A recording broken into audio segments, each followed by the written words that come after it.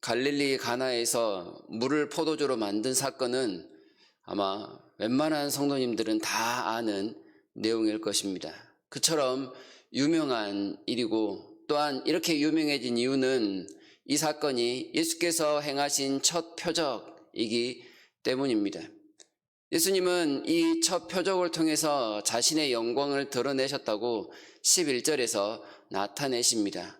첫 표적이라는 중요성과 함께 그 중요성을 통하여 예수님은 영광을 드러내시고, 그 영광이 드러나자 제자들은 예수님을 믿었다라는 말씀을 우리에게 분명히 들려주고 계십니다. 여기에서 영광이란 쉽게 생각을 했을 때 살아계신 하나님을 체험하는 것, 경험하는 것 정도로 해석할 수 있을 것입니다. 이 예수님의 영광이 과연 어떻게 나타났는가?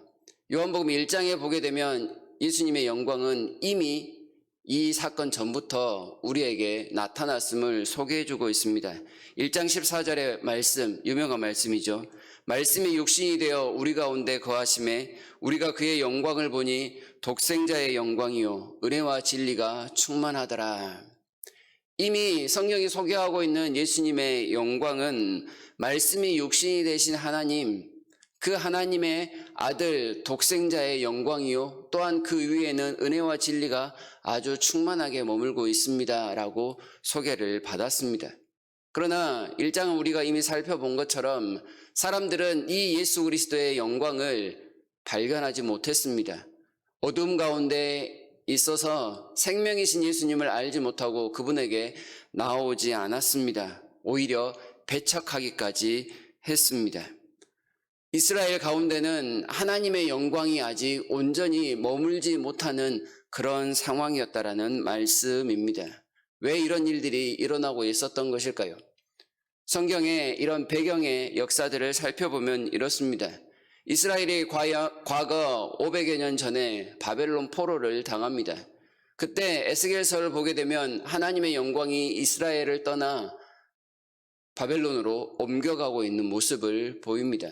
그리고 에스겔 후반부에 보게 되면 그 영광이 다시금 성전으로 돌아오는 모습을 보이는데 그 성전은 회복될 성전이었습니다.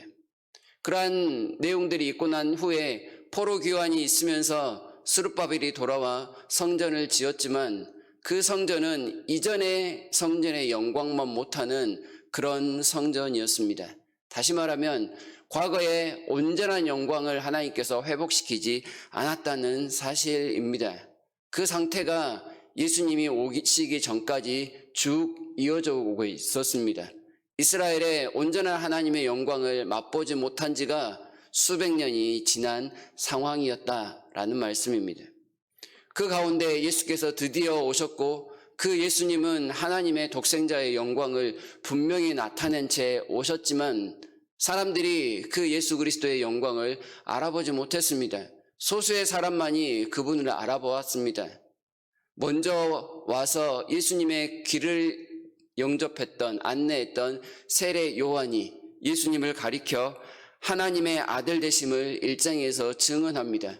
그리고 그의 제자였던 안드레가 예수 그리스도께 가서 내가 메시아를 보았다라는 표현들, 그리고 빌립을 통해서는 모세와 선지자가 기록한 분이라고 하면서 하나님께서 말씀하신 그 영광의 그리스도를 나타내기 시작합니다.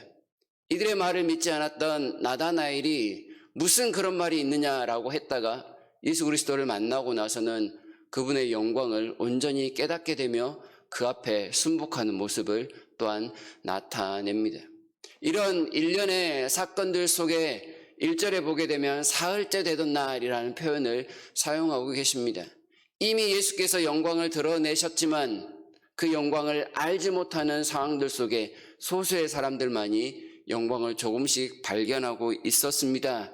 그런데 그 과정에서 사흘째 되던 날 드디어 예수님이 자신의 영광을 공식적으로 드러내십니다. 이런 의미가 될 것입니다. 그 사건이 바로 오늘 우리가 접하고 있는 이 가나의 혼인잔치입니다. 많은 내용들을 포함하고 있는 사건이긴 하지만 특별히 오늘은 이 영광이라는 측면에서만 간단히 살펴보고 있습니다.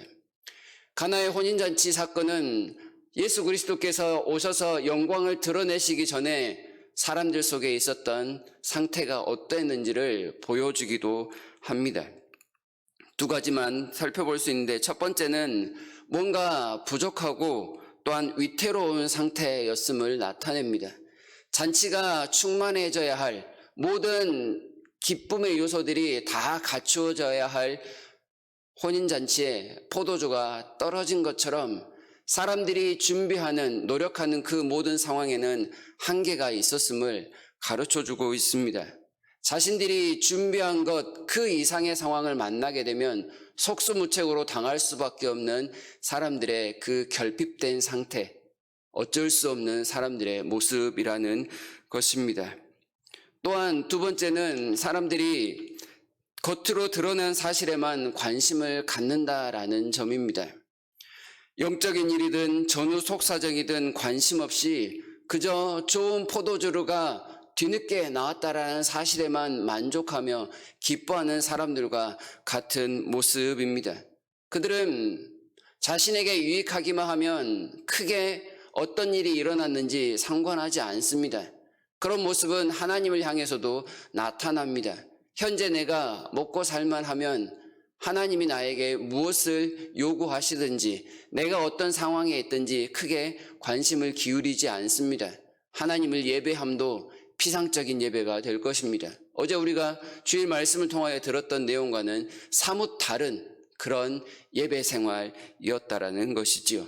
그러면서도 하나님에 대해서 더 가까이 나아가지 않는 그런 악순환을 계속하고 있는 삶 말입니다. 이렇게 결핍이 있고 별로 관심이 없는 사람들에게 예수님께서 자신의 영광을 드러내십니다. 자칫 기쁨이 충만해야 될 혼인잔치가 엉망이 되어버릴 뻔한 그 상황을 예수님께서 아주 기쁨이 충만하도록 멋지게 마무리하시는 모습으로 나타납니다. 그런데 4절을 보게 되면 한 가지 의미심장한 말씀을 합니다. 내 때가 이르지 아니하였다라는 주님의 말씀입니다. 주님의 때가 이르지 않았음에도 불구하고 주님은 자신의 영광을 드러내셔서 사람들의 한계를 다 극복해 주셨다라는 내용이 될 것입니다. 때가 이르지 아니하였다라는 말씀은 때가 곧 이를 것이다라는 말씀을 또한 함축하기도 합니다. 곧 예수님은 자신의 때가 되어 그 큰 영광을 온전히 드러낼 때가 온다라는 점일 것입니다. 그때가 되면 사람들이 가지고 있는 그 부족의 상태, 도저히 극복할 수 없는 불가항력적인 생명의 결핍 상황을 예수께서 온전히 회복하실 것이다 라는 말씀입니다. 그리고 사람들이 하나님께 더욱더 집중하면서 하나님으로 인하여 온전한 행복을 누리는 삶을 나타내게 되실 것이다 라는 내용을 가르쳐 줍니다. 그 사건은 뒤에 가면 요한복음이 이야기하겠지만 바로 십자가에 초점이 맞춰져 있습니다. 십자가를 통해서 하나님께서 영광을 받으시고 예수께서 영광을 받으실 것이다. 그리고 이 십자가 사건을 통해서 사람들의 궁극적으로 결핍 상태인 그 죄에 이르는 모습을 다 한 번에 해결하시게 된다는 점을 가르쳐 줍니다. 그리고 이 십자가 사건을 통하여 사람들에게 있어서 겉모습은 그대로이지만 물이 포도주로 완전히 변화된 것처럼 온전한 거듭남을 경험하게 하신다는 사실을 모든 사람들에게 알리는 사건입니다. 예수께서 이미 우리 가운데 오셔서 영광을 나타내셨습니다. 우리가 오늘을 기다리며 새벽기도에 나오고 싶어도 나오지 못하는 그 간절함을 참으며 지냈던 그 모습은 예수께서 우리의 온전한 구주가 되셨기 때문이고 우리가 그 주님 앞에 나아가면 모든 것을 다 들어주신다라는 그 간절함이 있었기 때문임을 우리가 이미 알고 있지 않습니까? 우리가 이렇게 이미 영광스러운 예수 그리스도의 영광을 맛보고 산다면 우리는 정말로 물이 포도주가 된 것처럼 완전히 뒤바뀐 삶을 사는 것이 마땅할 것입니다. 아까도 잠깐 언급을 했지만 어제 목사님 말씀처럼 삶의 예배 가운데 집중하는 모습 말입니다.